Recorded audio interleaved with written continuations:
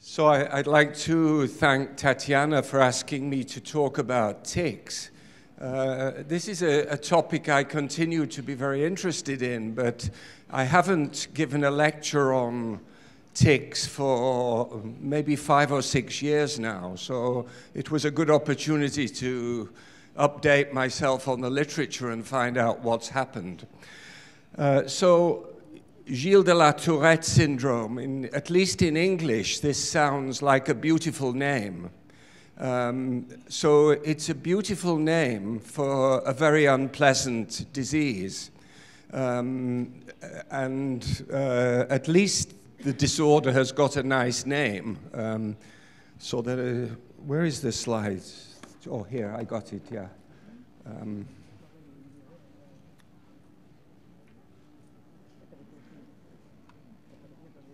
So you already saw on the poster that my book was translated into Russian, and much to my surprise, it became a kind of blockbusting hit.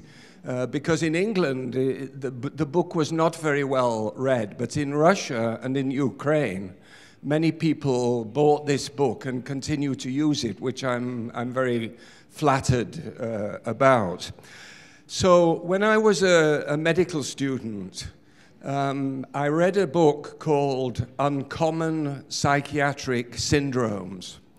And in this book were things like Cotard's syndrome, de Clérambault's syndrome, Othello syndrome, all neuropsychiatric conditions with very exotic names.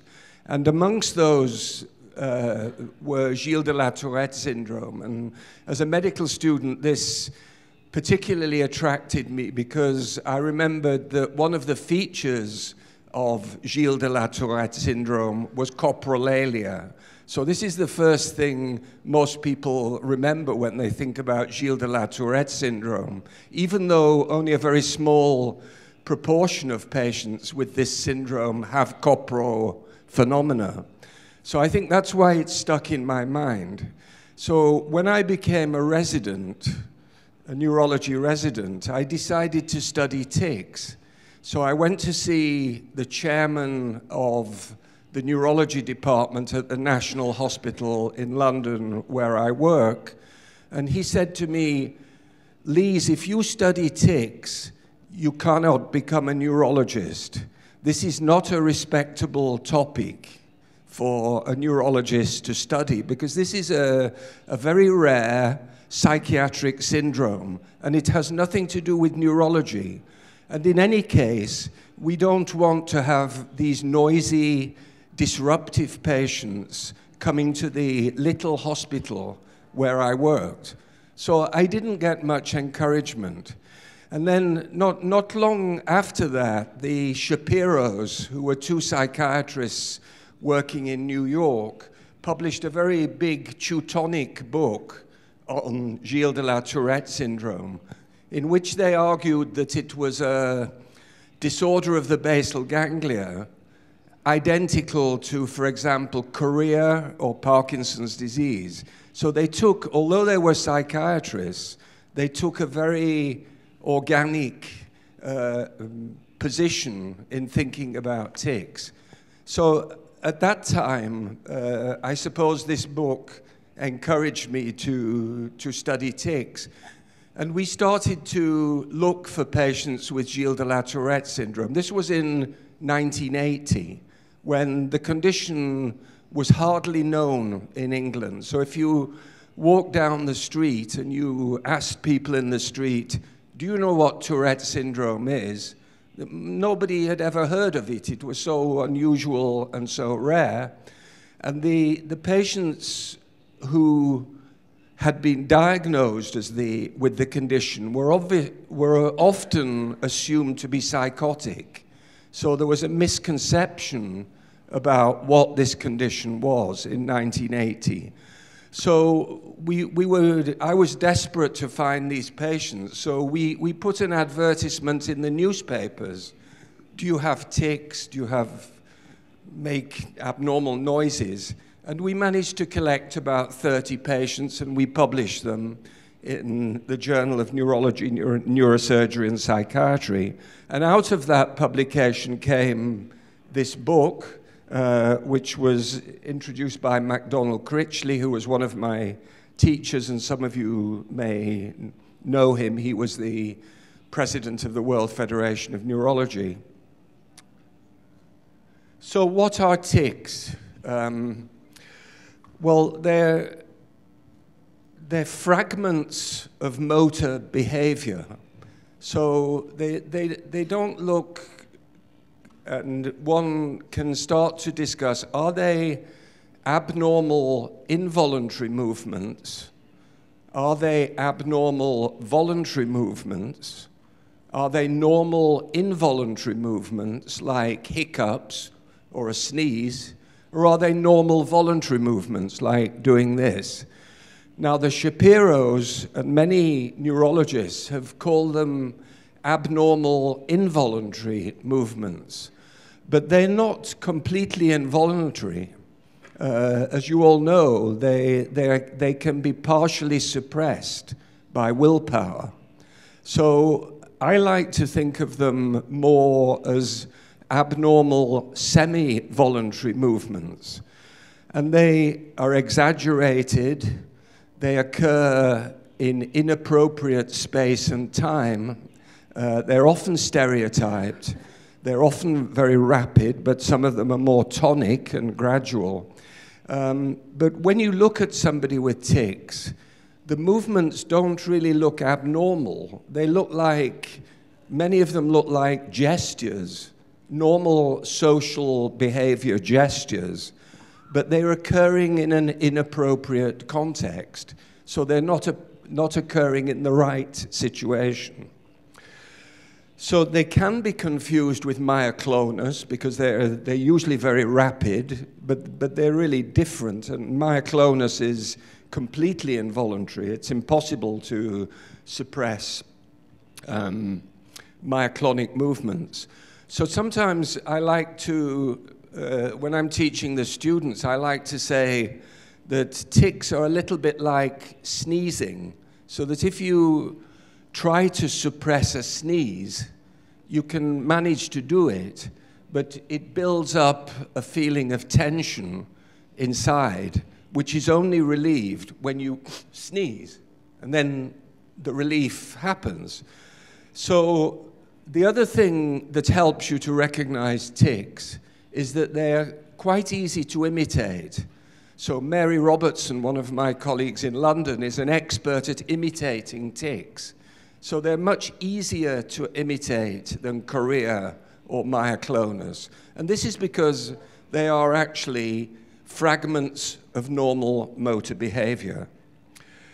Now, the other thing which often helps you to recognize tics and to distinguish them from abnormal involuntary movements is the predilection for the head, the neck, and the face.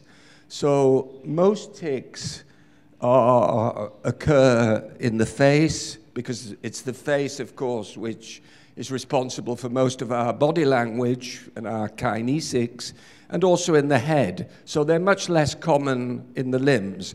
So this can be another helpful distinguishing feature from other movement disorders. Now, I've already mentioned that tics fluctuate markedly. They fluctuate much more markedly than any other abnormal movement disorder. So they fluctuate in over seconds. They're very situation specific, much more situation specific than any of the other abnormal movement disorders. And they have specific triggers, but sometimes the triggers are very difficult to identify in an individual patient. So this is a slide from Leckman's work showing that tics can fluctuate over days. Some days the patient has hardly any tics, other days they have terrible tics, and they can also fluctuate over hours, minutes, and seconds. And those of you who have looked after patients with tics will also know that some patients get what we call status attacks of tics.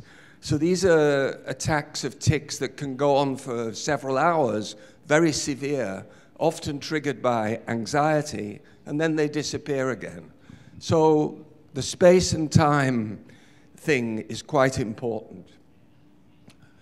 Now, another thing which is very important in tics is that some patients, not all, recognize an impulse or an urge or a feeling which precedes the movement.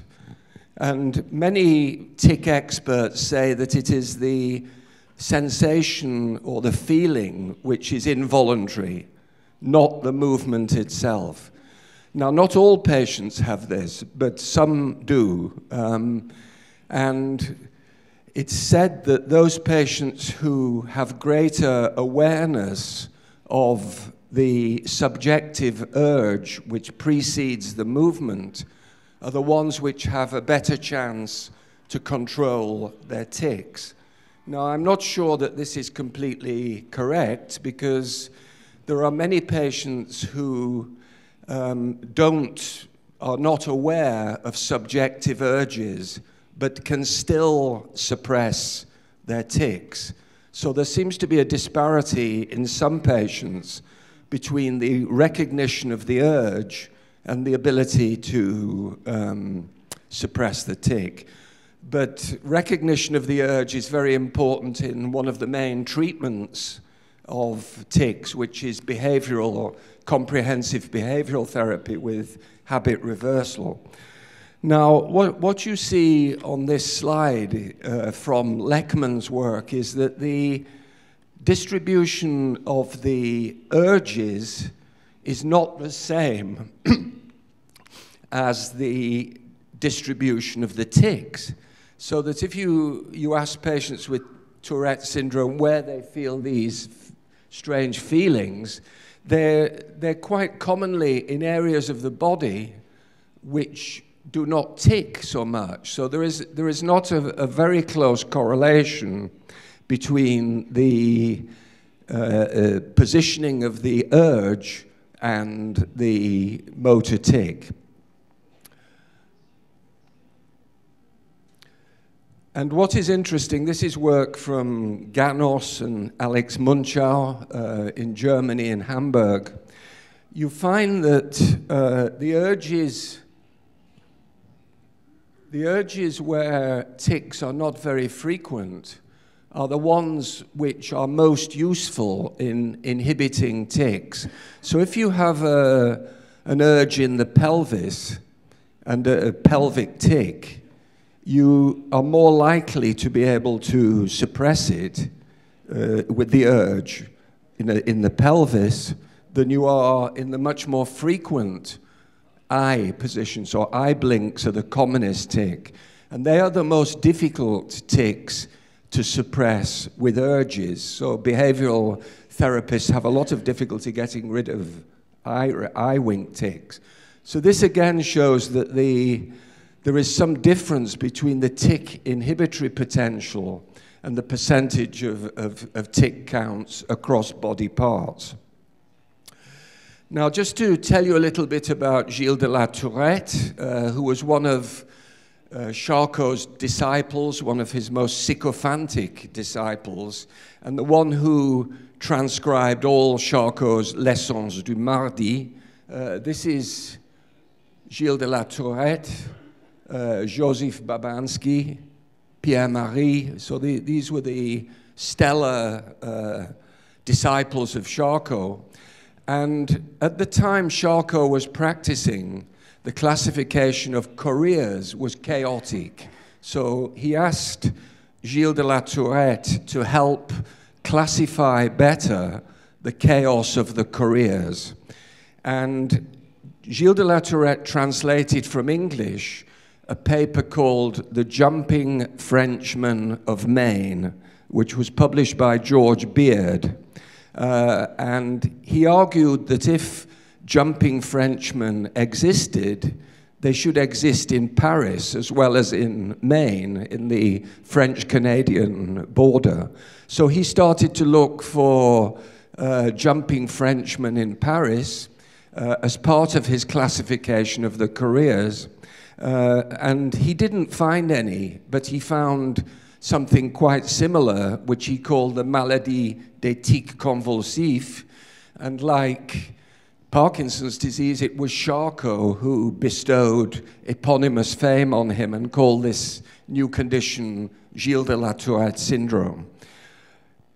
Gilles de la Tourette is also interesting because he became the subject of a very celebrated medico-legal case in Paris at the end of the 19th century, where there was a controversy as to whether patients could be hypnotized to do things against their will, against volition. So that, for example, you could hypnotize a hysteric and they would do things under the command of the hypnotherapist. And this lady shot Gilles de la Tourette in his consulting room. He survived. He had a bullet in his neck. And it was claimed by her lawyers that she had shot him because he had hypnotized her and made her do this. In fact, the case was lost and she was committed to a mental asylum, and he survived. But he didn't survive much longer because at the age of 49, he was taken by his friend Charcot's son to a sanatorium in Switzerland. And those of you at the front will be able to see the diagnosis when he died at 49, which was PG, paralysis generale, neurosyphilis. So he died at the age of 49 of neurosyphilis. So that's a little bit about him. What did he describe? Well, the division between tics and Gilles de la Tourette syndrome is completely arbitrary. Biologically, they're the same thing. But provided you have one motor and one vocal tic or more, and that you've had them for more than 1 year, you can say that the diagnosis is Gilles de la Tourette syndrome, even if it's very mild. Often is very mild. The prevalence is different from different studies, but it's said that up to 1 in 200 children at least have Tourette syndrome, which is quite common. I mean, it's certainly not the rare disease that I learned about as a medical student.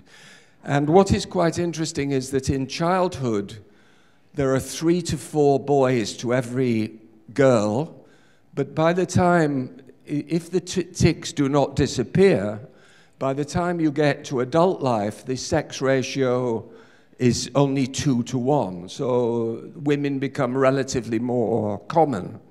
And everybody generally believes now that it's genetically determined, although no genes have yet been clearly identified, that it's a neurodevelopment disorder. And obviously because of the male predisposition, you have to think about neuroendocrine influences on behavioral development as well. Now, this is the important thing to remember about Gilles de la Tourette syndrome is that it's really very different from the abnormal involuntary movements that the Movement Disorder Society is mainly interested in. This is a very complex neuropsychiatric syndrome, and we don't even really fully understand the phenotype. Exactly what is the phenotype, which is why the geneticist may have had some difficulty in it, despite spending millions of dollars on genetic research, have still not found key candidate genes.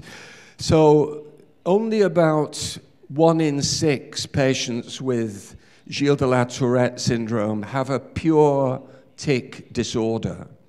The large majority have these other overlapping syndromes, obsessional compulsive behavior, and attention deficit disorder, hyperactivity syndrome. These are very commonly linked with Tourette syndrome, and even some forms of autism and Asperger's syndrome also seem to overlap with tic disorder. And these problems lead, of course, to depression, anxiety, lower quality of life, and an increased risk of premature death. So this is not a medical curiosity, it's a very serious condition worthy of the attention of neurologists. So a few words about obsession. The obsessional compulsive behavior in Tourette syndrome is a little bit different from that you see in primary obsessive compulsive disorder, which is a disease which is commoner in women than men, and fears of contamination, which is a very common presentation of obsessional compulsive disorder, is very rare in Tourette syndrome. What Tourette syndrome patients like to do is match things. They have obsessions of symmetry, they have obsessions of calculation, they sometimes have folie du doute, doubting behavior. And the idea that there was a link between obsessional compulsive disorder and tics is not new at all. The early neuropsychiatrists, Charcot's disciples, all of them raised the possibility that tics may be a degraded fragment of compulsive movement. And you remember what Sigmund Freud said about obsessions, that these were repressed and of sexual and aggressive urges, and I want to come back to that when I show you some examples of super Tourette's. So obsession and tics are in some way interlinked. So from being a disorder that was associated with psychosis, in what he was making was a cheap, easy joke, biscuit. The biscuit he has described and sort of described as off the cuff, but really biscuit reveals an attitude towards biscuit, towards disability, and towards people, and towards the impact of I'll tell you what this is about. Of sort of language and the language that you use on about disability that I think is. Can you play the top one as well? The top. Unhelpful. Clearly, he's getting right under the one at the top. Yeah. Again, this is what David told the Sunday Telegraph about the Shadow Chancellor. He said, he just annoys me, Mr. Cameron said, but I'm very bad in the House of Commons at not getting distracted, and the endless, ceaseless banter. It's like having someone with Tourette's permanently sitting opposite you. Now, clearly. So, of course, this illness brings a great stigma. And what that radio commentary was about was that in the Houses of Parliament in England, David Cameron, our previous Prime Minister, one of our previous Prime Minister, was complaining that the opposition bench were moving and talking all the time, and that it was like sitting next to an individual who had Tourette syndrome. So, of course, the Tourette tribe became very upset about this because it was adding to the stigma of the disease. So the Prime Minister had used it in a derogatory way to describe restlessness and continuous interruptions with vocalizations. So there's a stigma, but for a short period of time do you have Big Brother in Ukraine? No. Do you have the television program called Big Brother? Maybe some of you have heard of it. Big Brother. You put people in a house, and they have to stay in a house, and you watch the social interactions, and it's a very big television program in England and in many other countries. So about 15 years ago, this man, Phil Bennett, who had Tourette syndrome, was the winner of the Big Brother celebrity competition in England. So from being a stigmatized disease, for a short period of time, it became very fashionable. So some young people were almost imitating Tourette's because it was kind of hip and fashionable to be Tourette. this soon disappeared, and again, it became a stigmatized disease. But just for a little while, it became quite fashionable to have some tics. Now, of course, I mentioned at the beginning that the basal ganglia has always been of interest in the pathogenesis and the generation of the tic-like movement. And of course, we know that dopamine antagonist drugs can reduce the severity of tics, again, providing indirect evidence to suggest that the dopamine systems might be involved in the pathogenesis of tics. But clearly, there is much more to tics than just the basal ganglia. And people have talked about the cortico-striato-thalamic circuits as being very important. There is some interest in what's called a social decision-making circuit, which involves the periaqueductal gray matter, the amygdala, and the hypothalamus, and that this might also be damaged or dysfunctional in people with Tourette's. And of course, the abnormal behaviors that you see in super Tourette patients resemble the limbic brain. They're almost like a Kluver-Bucy syndrome. And this is another of our prime ministers, Margaret Thatcher. What she's trying to do is the Winston Churchill victory V sign, but she has a dyspraxia, so she's doing this very bad copromimic sign, which is like this sign, you know. I don't know what you do in Ukraine, but you know, it's like this. It's a bad sign, as you can see from this skinhead. So she's making a mistake.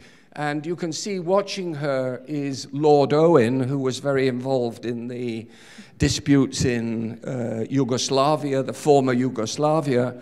And interestingly, he trained as a neurologist before he became a politician. So he's watching her and saying, what's she doing? She got it wrong. So this video is just to show you the interaction of patients with Tourette's. This is one of my patients who they made a television documentary of.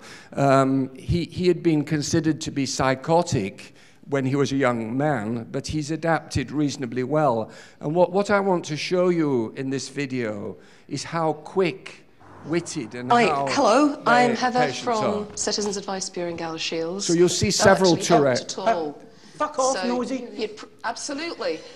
And we sound as so this lady is trying to give them advice. It's quite difficult, as you'll see. Chopper dyed his pubes ginger. This person would be expected to tolerate the behaviour. Fuck off! Quite. That's not a very good wording for it. But there is somebody who's actually your dogs get tits in the law and thought it through at last. And I'll leave that with you so that you can have a look at it. You're very helpful. Then there's more on. Did you mean it or not? That's the dealing with it. So I'll leave. That's how the points work now, and they are better than the old points. Everyone on incapacity benefit is going to be moved on. You've got Tourette's by proxy now. 15 points for speech can't be understood by strangers. Absolutely. You get 9 points for strangers have great difficulty understanding speech. Pakistanis and Iraqis. You get... I get stabby with knives. Yeah. In the kitchen. Somebody's walking past. It's a really difficult call, though, but it's arguable that benefits-wise, you should be getting the maximum benefits because at any given moment you might need a minder. But you might not... Arthur Daly! Quite right. But so we can stop it, but... So you can see that, first of all, you can see that tics are infectious. They feed off one another. And this lady is doing remarkably well. I don't know if any of you have ever spoken to a group of people with Tourette syndrome, but it can destroy people. I mean, I've seen scientists talking to groups of Tourette patients in tears, because while you're talking, you're getting that, you know, and it's, if you're not ready for it, it can be really quite destructive. And this is, of course, why there is an enormous stigma. These people can't go to the cinema, they can't go to the theatre, all these sorts of things. But at the same time, they're incredibly quick. They seem to have super reactions. And some of them, as I'll tell you later, are really quite creative. So I've told you about Freud and his links between aggression and sexuality and obsession. Now, in the severe Tourette patients, what you can see are emblematic displays of aggression and sexuality.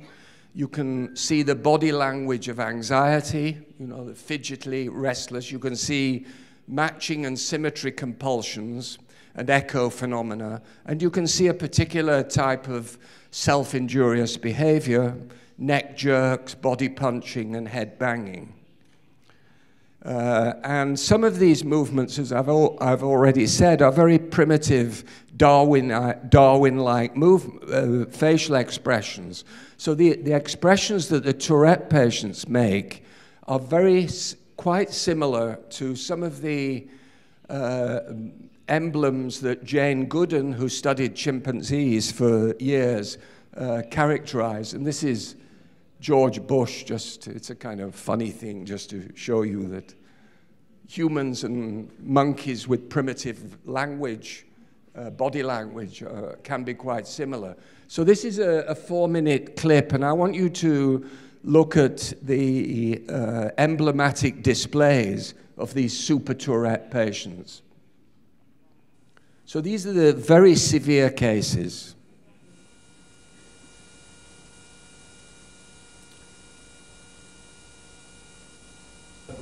Right. What movements do you have? Can you tell us? Third right, default. Right. Do these movements disturb you at all? Well, do, yeah. Can do, right. Can you tell us how old were you when these movements started? 15, well, when I first calmed down, 15, I was thinking through it. I was very short. Right, okay. Right. Lots of right, coprolalia. Tell me, can you stop all these movements if you want to? Even for a little while? Sometimes I can. It's harder. So this is a girl with exhibitionism. The camera, she doesn't know that she's being filmed. It's a two-way camera. So she thinks there's nobody there.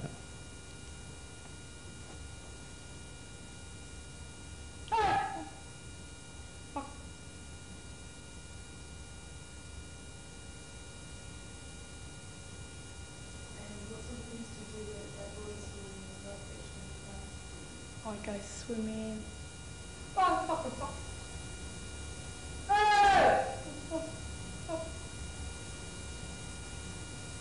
Debilitating. How do you find this man is like something out of Hannibal Lecter. I mean, he's got to have his mask on because as soon as it comes off, he can't stop spitting.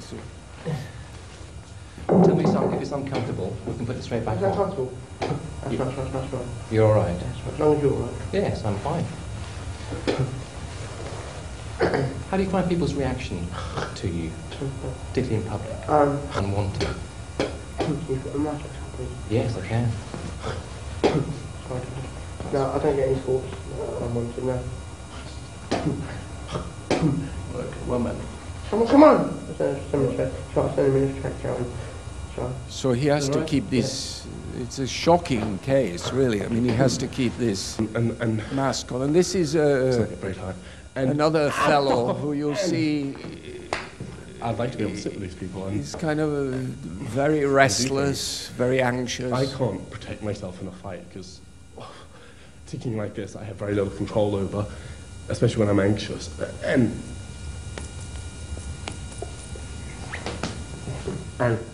so he bites himself. You can see he's biting his knee. Anxious. That's one of the other things that you have to do. To bite myself. It's like all of these movements make me feel a certain way. Not to type, I find that the tics almost like travel through my fingers. Fuck off. He feels the tick traveling through his fingers. So now he's biting his shoe. Sorry. He keeps destroying all his shoes. Not very pleasant, but it has to be done. And by ticking through my fingers, he's smelling his shoes. It makes me regain some balance. Fuck off then, you nutter. Boy! Slag. You! Fuck off, you bastard! Fucking bitch. Oh! Woo! Bollocks.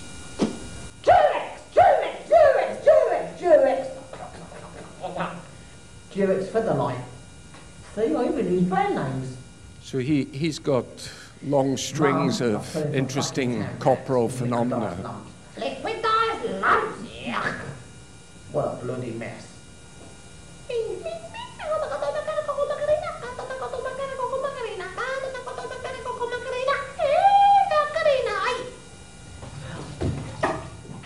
Fucking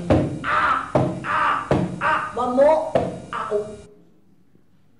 So he emigrated to America and he went to see Oliver Sacks, who was very interested in seeing him and wrote back to me about him. So just remembering those videos, and then this is a very interesting description by Kaplan, a psychiatrist, in 1899, the neurology of anger, or the neurology of rage. Following the most trivial and impersonal causes, there is the effect of rage with its motor accompaniments. They may be the most grotesque gesticulations, excessive movements of the face, and a sharp explosiveness of speech. So coprolalia is often delivered in a very aggressive way. So the sound of the voice is very aggressive. There will be cursing, that's swearing, and outbreaks of violence, which are often detected towards things. So the neurology that's linked with anger, episodic discontrol, explosive anger, sometimes resembles some of the motor behaviors that we see in severe tic syndromes. So this may be giving us another clue as to what's happening. Now, what do we know about the pathology of Tourette syndrome? Virtually nothing. So in 1957, based on a single post-mortem study, Klaus and Balthasar in Germany developed the concept of striatal dwarfism, or hypoplasia of the striatal nerve cells as a developmental consequence and cause of Tourette syndrome. So this was one of the early suggestions that this might be a basal ganglia problem. And then much more recently, but still not confirmed, it's just a single case study, it's not been confirmed by a different group. There's some suggestion that there are changes in the pallidum at histology with a decreased number of GABA parvalbumin staining cells, with a decrease in the striatum and an increase in the pallidum, and some changes of cholinergic interneurons. So we know very little about the pathology of Tourette syndrome. These are the only data that we have. So like genetics, we're really lacking anything very solid or substantial to hold on to. Now, there are some patients who develop Tourette syndrome after the age of 21, and we wrote some of these patients up. We call them adult onset tic disorders or adult onset Gilles de la Tourette syndrome, so that they do not fulfill the rigid diagnostic criteria. And what was common in these patients was that some of them had had post-traumatic stress, before the onset of the tics, and others had had injuries, traumatic injuries. So there seemed to be some triggers for these late onset Tourette syndrome. So I don't know if we can just show this video clip. This is one of these patients in this. If we can press the video, if it works, it's right at the bottom. No, not working very well. Well, it doesn't matter. I mean, so she's a lady who makes loud noises, and she developed these tics following post-traumatic stress in her 30s and 40s. So there is a rare group of patients who can get similar problems later in life. Okay, we can just show her now. Instead. I hit them.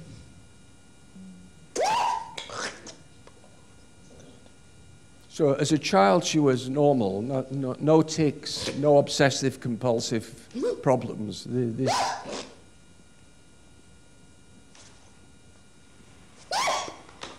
So although it's rare, you can get late onset Tourette syndrome.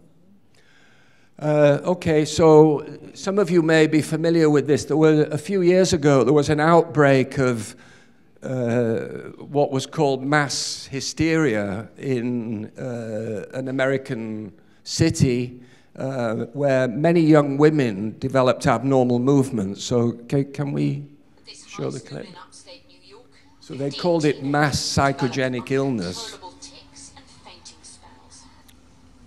Lydia Parker is experiencing the strange symptoms. Her right arm continually jabs the air.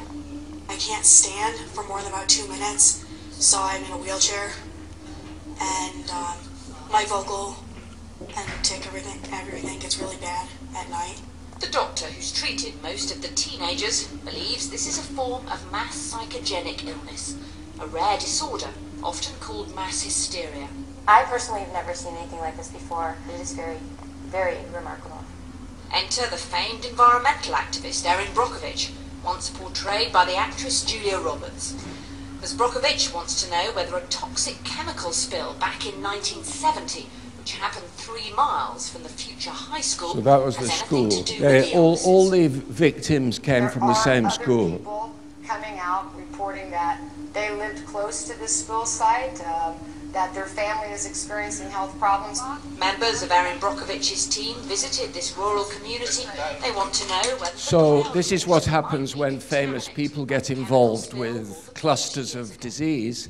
So Erin Brockovich was suggesting that this was all caused by a toxin in a toxic waste close to the school where these children had all been affected with these strange movements. Now, most of the neurologists who saw these girls felt that these were not tics, they were pseudo-tics, so that they were completely volitional, they looked different.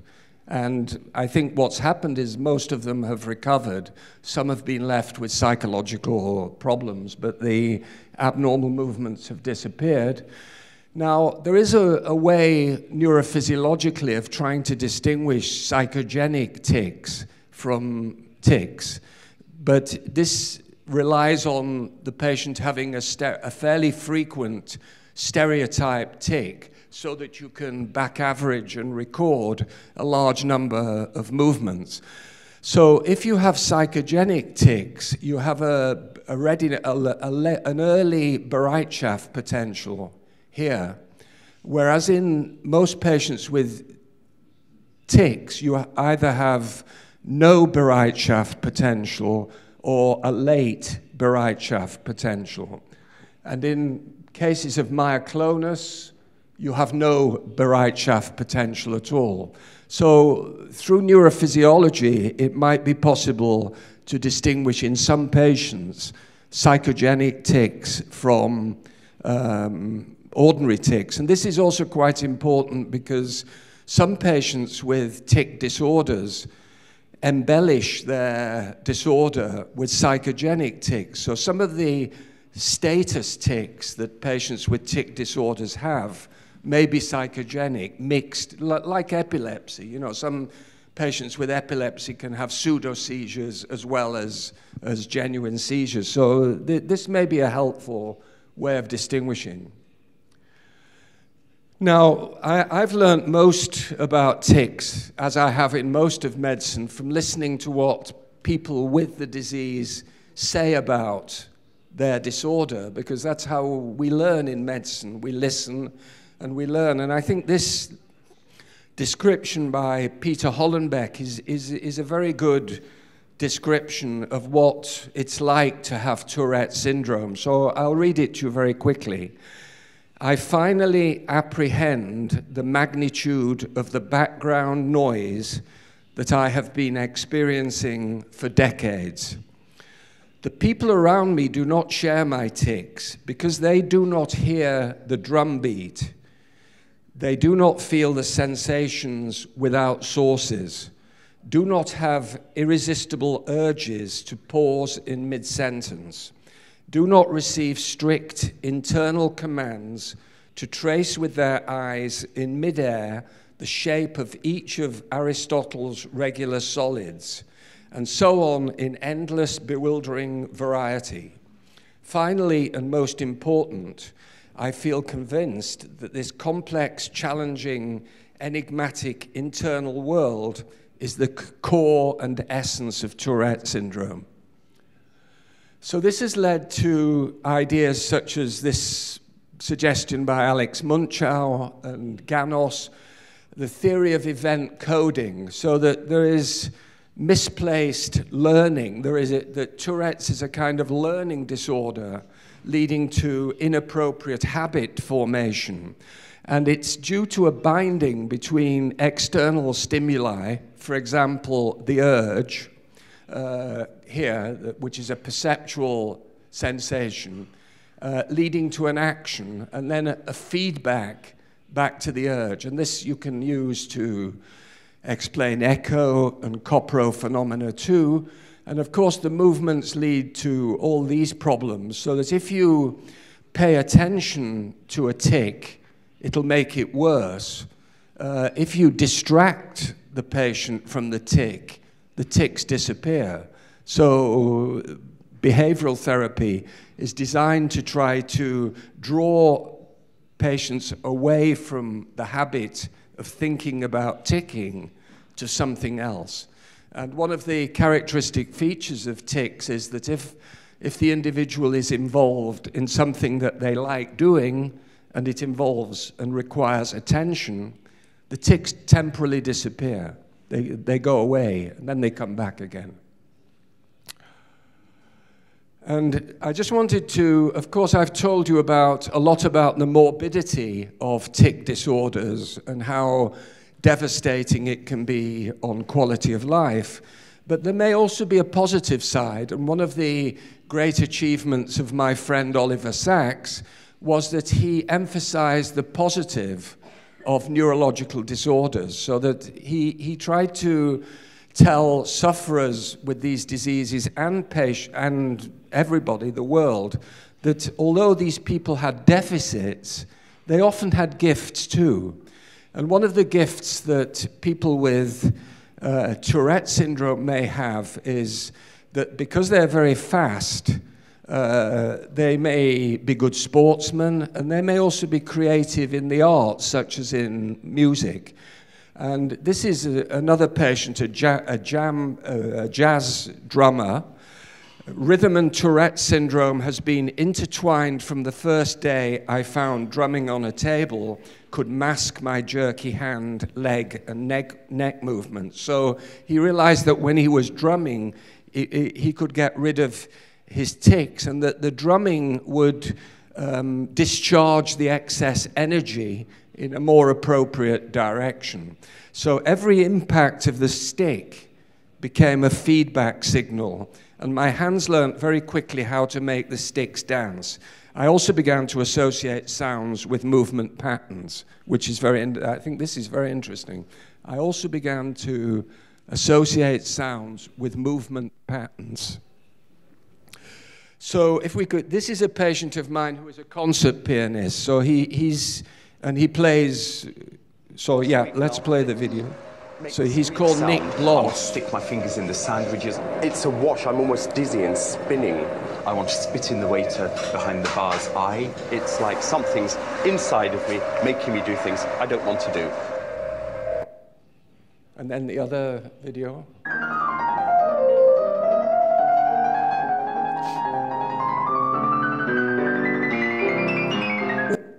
So he's able now to control his tics sufficiently through behavioral therapy to play in concerts, good big concerts.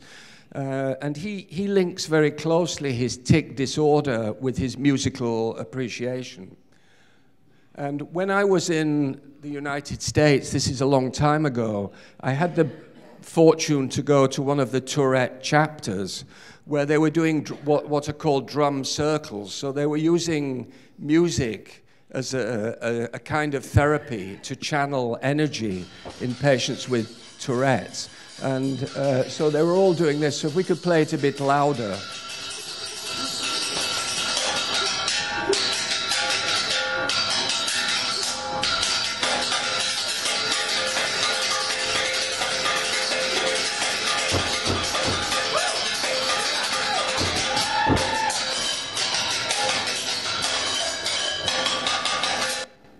He was the star, of course, but around the room they had all these pipes like this, and all the Tourette patients were hitting them. And they found it very therapeutic and helpful, so music as a sort of creative therapy. And then, but when they're not playing the music or when they're not singing, there is something very interesting. This is a very interesting paper by Alexander Munchau, who was at the concert hall in Hamburg, listening to a Bach choir, and he noticed that when the boys were not singing, when they were not actually singing, between singing, 35%, 14 of the boys in the choir had tics. So, you know, this is a very high figure. So he and two colleagues counted all the tics in all the boys. So it maybe, again, suggests that there might be a link between musical creativity and tic disorder in children.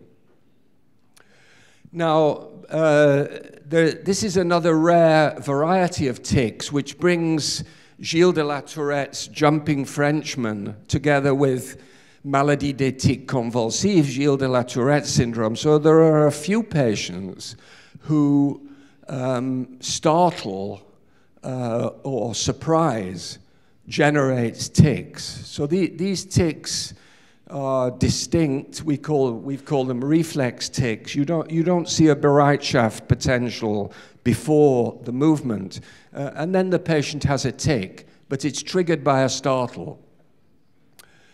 And Marina Tyson, who worked with us at Queen Square, who is very interested in hyperplasia and startle disease, went to Indonesia to study a culturally related startle syndrome called LATA. So probably many of you know about these. In Russia, there is another condition called Myriashit in Siberia and in some other parts of Russia. And these are culturally related startle syndromes, usually in remote areas. So I just wanted to show you a video of LATA, where the startle is often increased. The startle response is significantly increased in these patients. But instead of just having a startle, they have this culturally exaggerated response. So if we could show the video.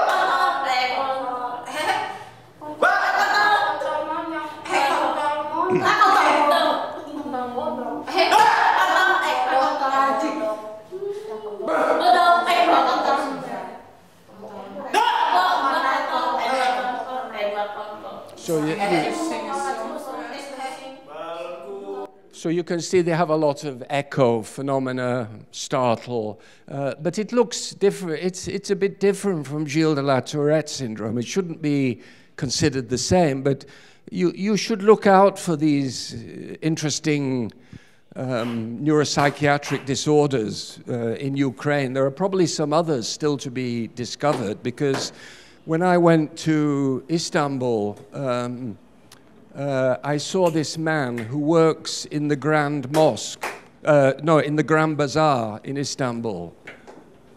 And the doctor who had seen him took me to see him. And I'll tell you, the video is playing, so I'll tell you when it's finished. So you see he has automatic obedience.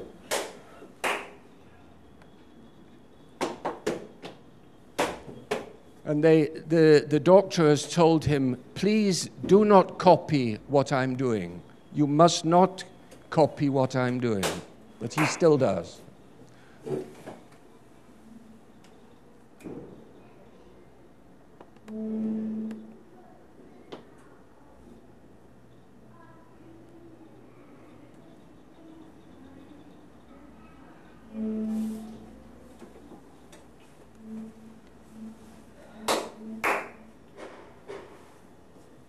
So this condition in Turkey, I don't know if I'm saying it right, is called Huylu, Huylu. So some of the Turkish anthropologists know about this condition. And we wrote this case up in Movement Disorders in 2012. So this man, it's an interesting story. It came on, he was bitten by a mouse. And this problem, according to him, when he was a child, he was bitten by a mouse. And this problem, so he's imitating people on the television now as well. So a rich man who has a carpet shop in the Grand Bazaar in Istanbul, probably some of you have been there, employs him to serve apple tea. And he also, I mean, his behavior is encouraged as a kind of entertainment for visitors to the bazaar. So he's kind of found a way of making a living now from it. So that will probably make it more difficult to treat him. So just to finish, a few words about treatment. I think all of you know that the natural history of tics is quite good. The majority of children with acute single tics will lose the tics as they get older and get out of teenage years. So it's quite, you need to be quite reassuring in the majority of cases to parents with a child, a little boy with one tic. But sometimes the tics are more severe, and occasionally treatment is needed even in childhood. So there are different sorts of behavioral therapy, comprehensive behavioral intervention with habit reversal, which is teaching children to pay attention to the urge and then try to suppress the tic and replace it with a more socially acceptable motor habit, and then rewarding for managing to do it. So the behavioral therapists usually start by concentrating on just one tic, try to get rid of the eye blink. If they get rid of the eye blink, they then try to get rid of another tic. So 20 years ago, most people were talking about drug treatment for tics and Tourette syndrome, but because of the realization that particularly neuroleptic drugs have so many side effects, patients don't like them, they're only partially effective, the first line of treatment really now for most patients is behavioral therapy. You may sometimes need to use a dopamine antagonist drug such as haloperidol or pimozide, but mostly people, especially with children, try to avoid using neuroleptic drugs. And also, I mean, in my experience, the noradrenergic drugs, clonidine and so on, are not very much good. I mean, I've not had much success with those drugs. A newer approach is to mindfulness is popular for all psychiatric illnesses, but there's been some success in reducing stress with mindfulness in individuals with Tourette syndrome. This is still a pilot study, but it's showing some interest. And some of you may be keen on transcranial motor stimulation. If you stimulate the supplementary motor cortex, you can temporarily, and the important thing to mention is temporarily, reduce tics. So it doesn't seem to carry over, but at least TMS can temporarily help tics. Now, I thought I'd just tell you about a new trial. There is some anecdotal evidence from patients that cannabis and marijuana can help Tourette syndrome. So at the University of Lübeck in Germany, they have ethical consent now to do a double-blind trial using Sativex, which is the medical marijuana, which is licensed for the treatment of pain in multiple sclerosis, to look to see if this will help patients with Tourette's. And then a few words about surgery for the very, very severe cases, adult Tourette patients, very severe, that cannot be helped by any other treatment.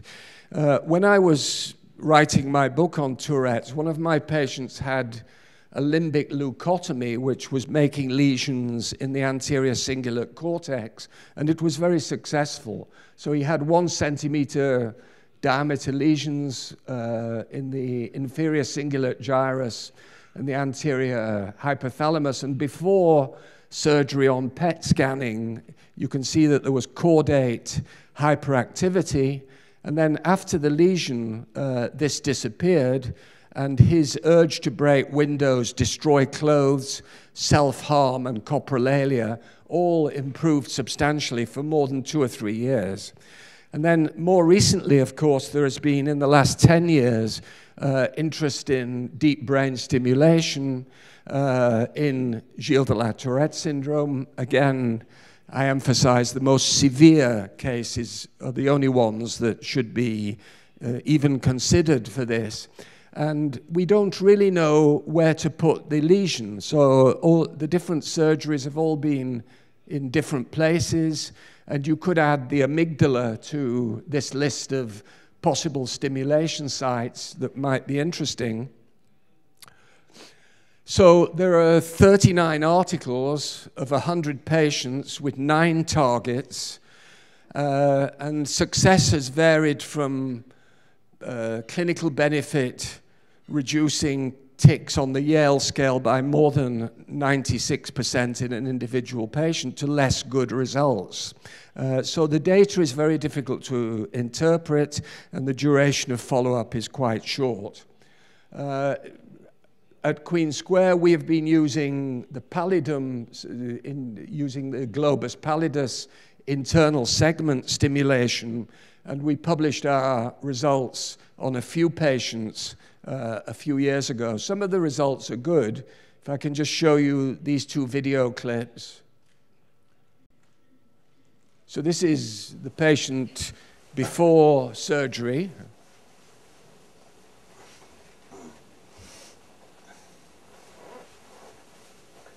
Very severely handicapped. He never left his house. Couldn't go out, couldn't work. He tried all the drugs, psychotherapy, behavioral therapy. Nothing had helped him. He was desperate, and he threatened to commit suicide.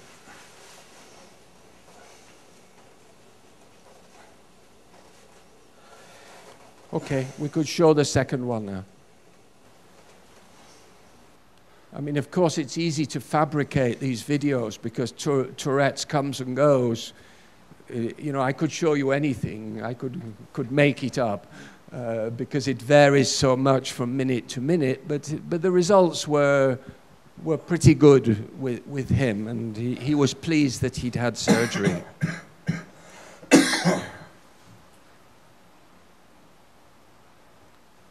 Still got some tics.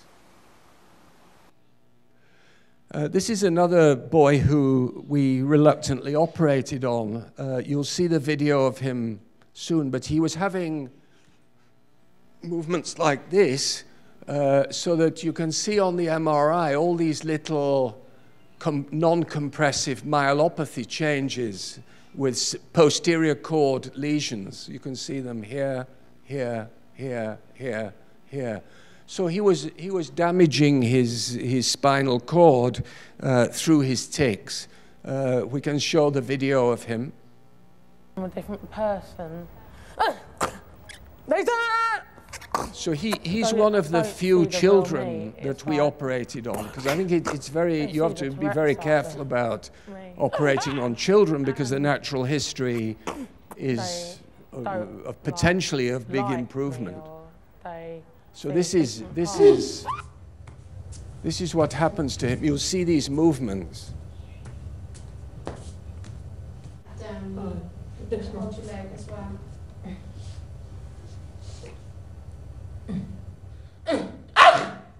So he has these movements which were damaging his spine. So he also had surgery, which helped. So this is really my last slide.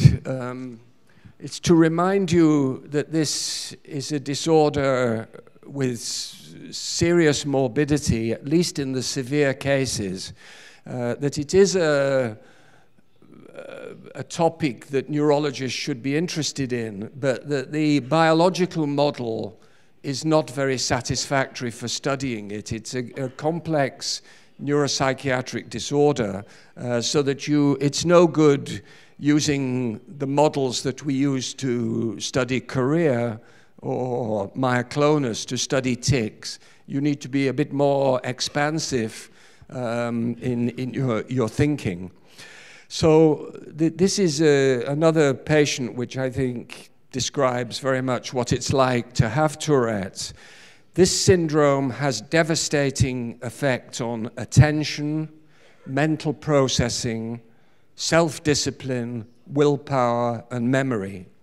We live the life of a dog in a twilight world of reclusive, unemployed despair. We are unable to focus even on creative pastimes because of difficulties in concentration. Isolated, we cannot be alone because of destructive regeneration. Our social obnoxiousness and offensiveness makes us embarrassed and makes us lepers, you know, like lepers from the Bible, despairing of our broken down lifestyles. Thanks very much. Thank you.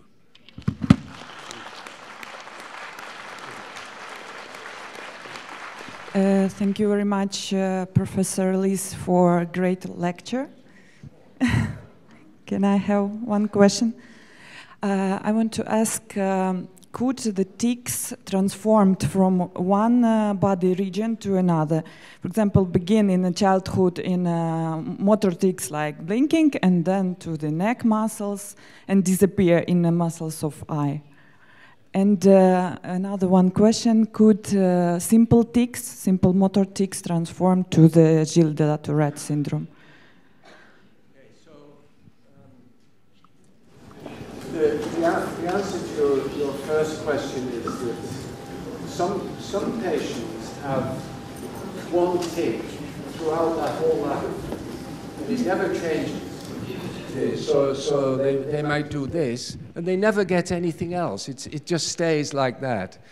Other children, and this is much more common, I think their tics change.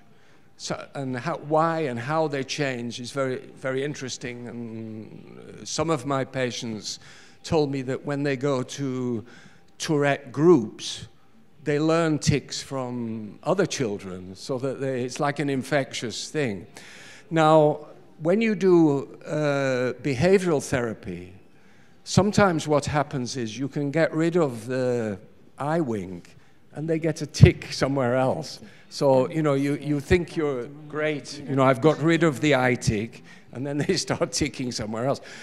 And so it's quite a challenge. And when we were, I don't use botulinus toxin anymore to treat tics. We used to use botulinus toxin, and some people still do.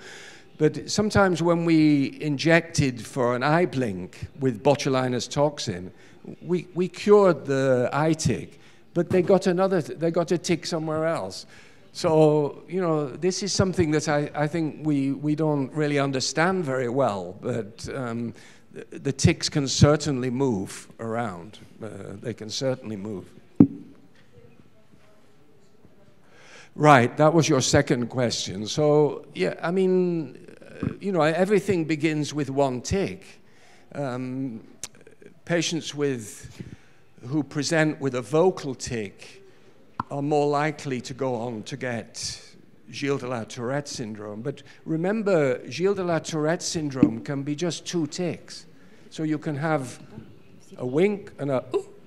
That's Gilles de la Tourette syndrome, not like the videos I showed you. So it's, and yet you can have 20 severe motor tics all over the body, and this is not Gilles de la Tourette syndrome. So, you know, the definition is a doctor-generated distinction. So maybe from a concept, it's better for us all to just think about tics, you know, tic disorders, and not make the distinction. But the problem, of course, now is that society has recognized Tourette syndrome. So I'm sure it's the same in Ukraine. If I go down the street now and ask people in England, what is Tourette syndrome? All the young people know what it is.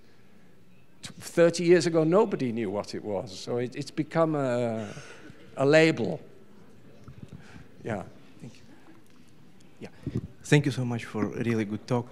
May I ask you about really interesting, what do you think about association between chronic streptococcal infection and I'm talking about Pantas disease and Tourette syndrome? How often do you see these children with this kind of stuff? And should we check regularly or ask at least patients about chronic streptococcal infection? And should we treat, or if we can treat this? Yeah. I mean, as you know, neuroimmunology is revolutionizing neuropsychiatry with anti-GAD antibodies being responsible for some patients with acute psychosis. And I think one of the most exciting developments in neurology in the last 10 years has been neuroimmunology. I mean, it's an incredibly important field. But I don't think pandas is an important thing at all. I mean, we tried many years ago we did anti-streptolysin titers on all our patients. We very rarely found elevated titers. We did anti-basal ganglia antibodies, but we found so many false positives in controls that we really couldn't. So, and some of my colleagues tried plasmapheresis for some patients that they thought might have an immunological cause without much sustained success. So I'm not a pandas enthusiast, and although I'm not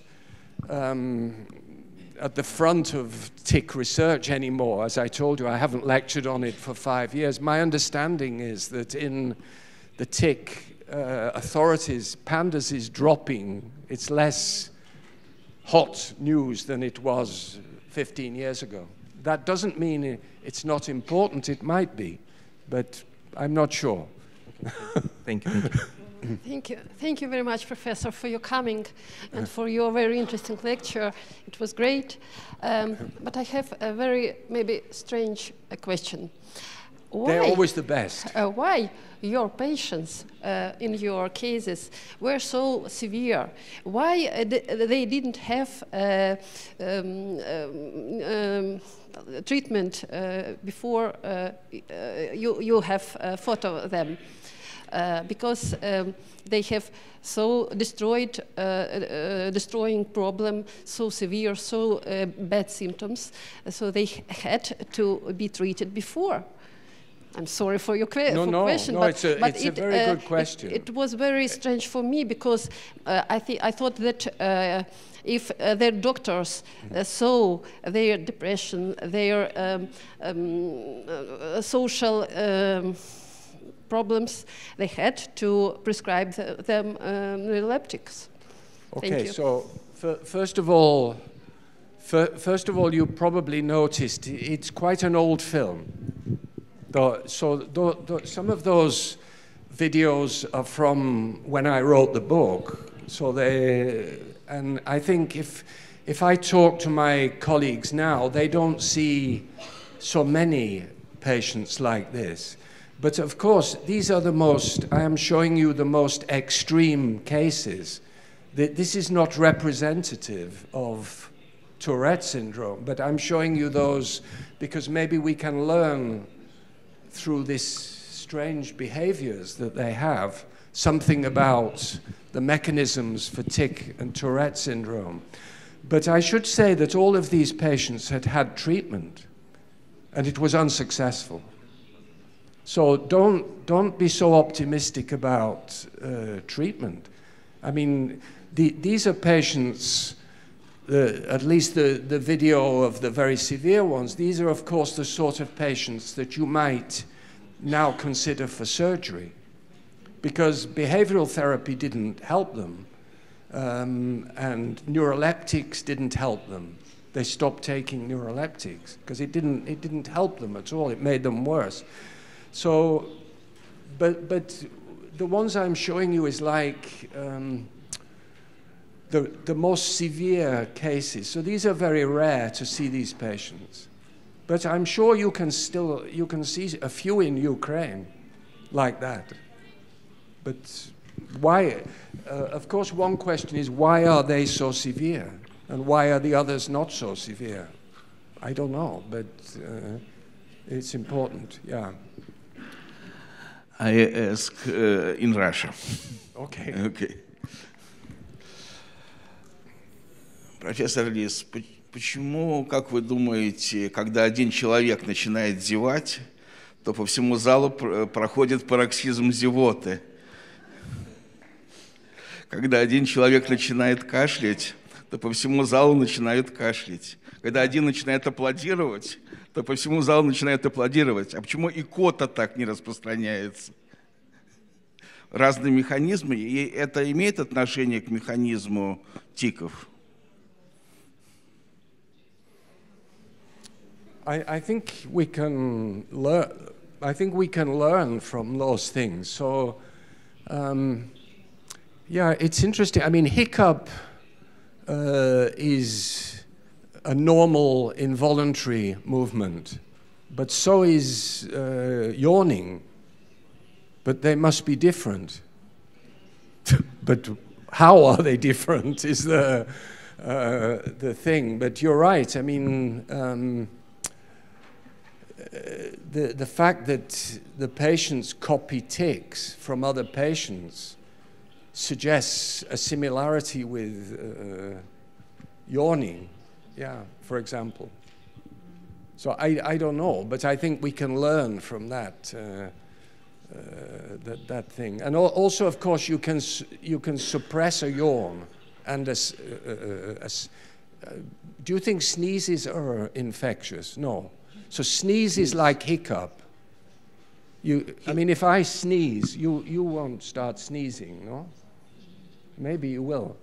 But if I yawn, maybe you will. But yes. So it's they're different. Okay. Yeah. Okay. Okay. Last question. Are there cultural differences in tics, in simple tics? in Japan, in Germany, in maybe in the United States. Yeah, I think maybe there is, but I think the motor tics are quite similar in all countries. And this might be because this is a sort of primitive method of communication, non-verbal communication, which is for all human beings. But as you know, copro phenomena are exceptionally rare in Japan, because if you make an insult, you have to kill yourself, you know, to a harakiri if you... So you, in the Japanese studies, you see very little copromimia. And of course, the content of the coprolalia differs in different countries. So generally, the patients with Tourette syndrome use the strongest copro phenomena. So there's a hierarchy of copro phenomena. So in Spain, for example, religious blasphemy is the top or high. So they use more this. In England, it's less. So the copro phenomena in England is related to sexual derogatory comments about sexual things. But it's delivered in a very aggressive way, like fuck, fuck, fuck, not fuck, you know. So it's the intonation is quite important, I think. Thank you, thank you. Скажите, пожалуйста, есть ли данные о наследственности в вопросах Жиль-де-Ля-Туретта? There's massive data. People have been trying to confirm that this disorder is genetic, and most people think it is genetic, but like many psychiatric or neuropsychiatric disorders, it's proved very, very difficult to isolate candidate genes. So identical twin studies, family studies, or everything suggests that there is a strong hereditary component to tics, but still we don't have the genes. So we have to keep working with modern genetic techniques, polygenic methods, and so on to try to find it. That's, yeah. Dear Professor Liss, I think, I'm sure that we will keep this day in our memory for a long time, and we'll be waiting for your next arrival to Kyiv. Thank you very much. Thank you so much. Thank you.